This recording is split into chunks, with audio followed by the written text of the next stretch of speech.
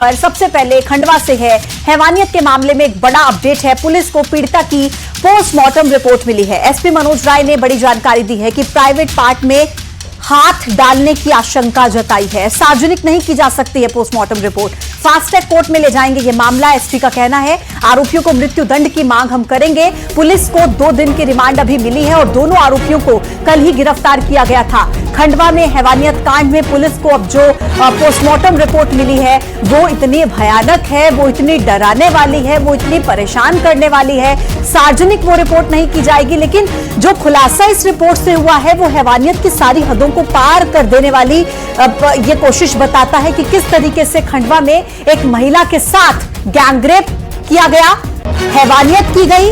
आपको बता दें कि महिला की बाद में मौत हो गई थी। पोस्टमार्टम रिपोर्ट अब सामने आ गई है और पोस्टमार्टम रिपोर्ट में बड़ा खुलासा हुआ है। एसपी मनोज राय ने बड़ी जानकारी दी है और यह भी बताया है कि ये जो रिपोर्ट है ये सार्वजनिक नहीं की जा सकती है।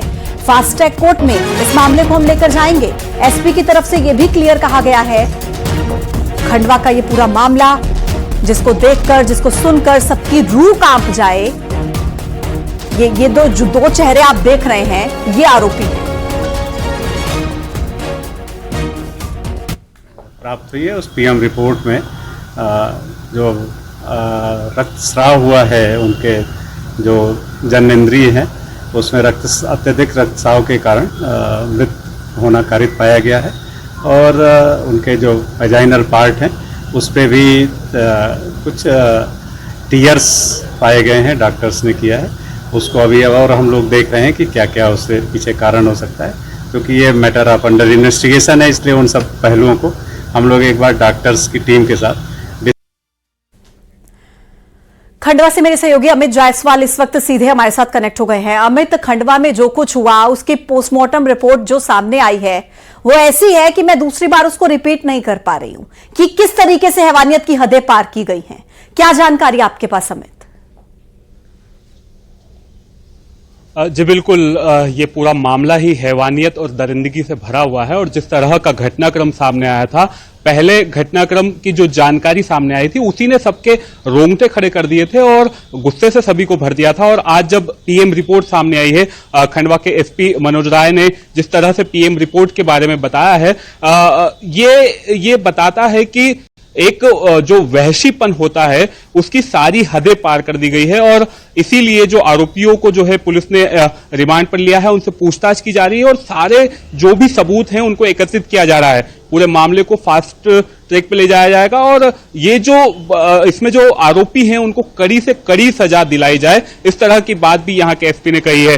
तो जिस रिपोर्ट का इंतजार था उसको सार्वजनिक नहीं किया जा रहा है, लेकिन उसके जो कुछ महत्वपूर्ण बिंदु है उनके बारे में खंडवा के एसपी मनोज राय ने जानकारी दी है और वो सारे बिंदु बेहद ही चौंकाने वाले हैं, डराने वाले हैं, रोंगटे खड़े कर देने वाले हैं। और आप और हम समझ सकते हैं कि जिस तरह से हम बात कर रहे हैं और तब ये स्थिति बन रही है, तो जिसने सहा है उसके साथ क्या कुछ गुजरी होगी और उस परिवार पर भी दुखों का पहाड़ है।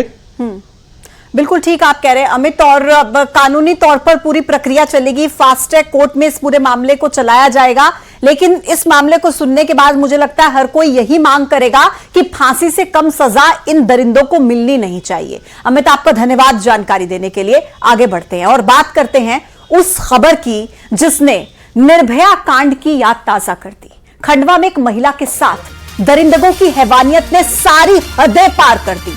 पीड़िता के साथ ऐसे बर्बरता की गई है जिसे शब्दों में बयान नहीं किया जा सकता। खंडवा की इस हैवानियत को लेकर महिला कांग्रेस में गुस्सा है। भोपाल में महिला कांग्रेस कार्यकर्ताओं ने प्रदर्शन किया है। महिला सुरक्षा को लेकर कांग्रेस ने बीजेपी पर हमला बोला है।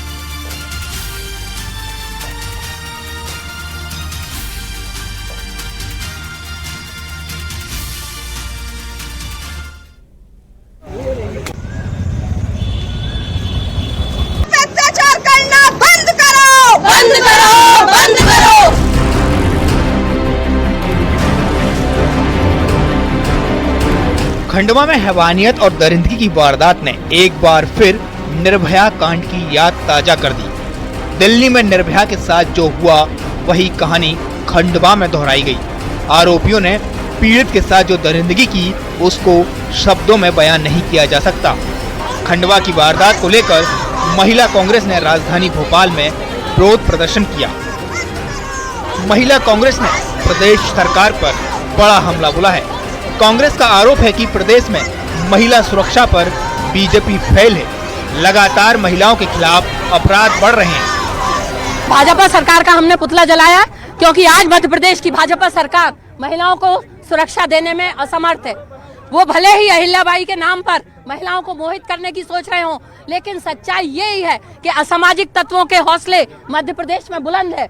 असामाजिक तत्व कृत्य करते हुए डर नहीं रहे हैं और ये सब इसलिए हो रहा है क्योंकि पुलिस का राजनीतिकरण करने का प्रयास भाजपा सरकार कर रही है। मध्य प्रदेश में कानून व्यवस्था चुस्त और दुरुस्त है। माननीय मुख्यमंत्री मोहन यादव जी के नेतृत्व में लगातार इस बात की समीक्षा भी होती है और पुलिस और प्रशासन तत्परता के साथ कार्य कर रहा है। कांग्रेस नकारात्मक राजनीति करती है। कांग्रेस बिना तथ्यों पे के आरोप लगाने की उसकी आदत हो गई है। डॉक्टर मोहन यादव जी के नेतृत्व में हमारी सरकार कटिबद्ध है सुचारू समय से लोगों को न्याय दिलाने के लिए और चुस्त और दुरुस्त कानून व्यवस्था। दरअसल खंडवा में एक महिला के साथ निर्भया कांड जैसी वारदात को अंजाम दिया गया है। फिलहाल पुलिस मामले की जांच कर रही है, लेकिन एक सवाल है, आखिर कब तक महिलाओं के खिलाफ अपराध यूं ही बढ़ते रहेंगे? कब महिला सुरक्षा के दावे जमीनी स्तर पर उतरेंगे? Bureau report, news 18।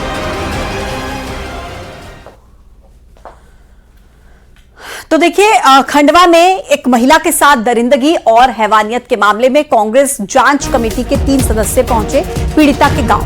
खंडवा के कलेक्टर एसपी से मुलाकात की। शोभा ओझा, झूमा सोलंकी, विजय लक्ष्मी दल में शामिल है और कांग्रेस नेताओं ने पीड़ित परिवार को न्याय देने की मांग की है। तस्वीरें आपके सामने हैं। कांग्रेस जांच कमेटी के 3 सदस्य जो गांव पहुंचे और खंडवा के कलेक्टर से, एसपी से उन्होंने मुलाकात की।